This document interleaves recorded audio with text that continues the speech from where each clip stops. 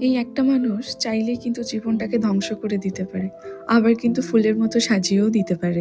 দেখো, বিয়ে আমাদের সবাইকে একদিন না একদিন করতেই হবে, তবে বিয়ে করার আগে সবাইকে একটু ভাবনা চিন্তা করে বিয়ে করাটাই উচিত। কারো জীবন নষ্ট করার মতো অধিকার আমাদের কিন্তু কারোরই নেই। সব জায়গাতে টাকা খুঁজতে যেও না। টাকা দিয়ে সবকিছু কেনা গেলেও মনের সুখটা কিন্তু কেনা যায় না।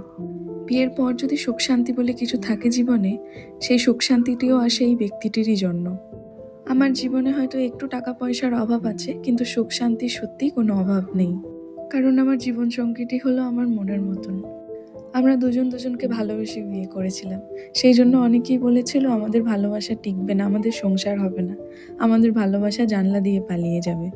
হয়তো সেই সব মানুষগুলোর কথাই সত্যি হতো যদি আমার জীবনসঙ্গী ভালো না হতো। আমি যখন মানুষটিকে ভালোবেসেছিলাম তখন না দেখেছিলাম তার টাকা পয়সা, না দেখেছিলাম তার বাড়ি গাড়ি।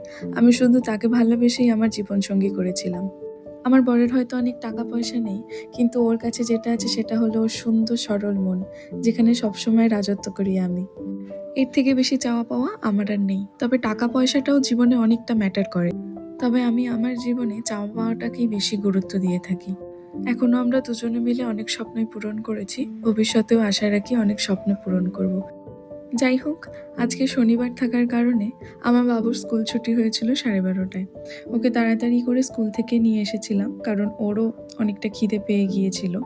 তারপর আমি আর বাবু দুজনে মিলে খেতে বসে গিয়েছিলাম। আজকে বানিয়েছিলাম খিচুড়ি, পাঁপড় ভাজা আর ডিম ভাজা। খিচুড়ি তো আমার খুব ফেভারিট। আর কার ফেভারিট সবাই কমেন্টে জানিও।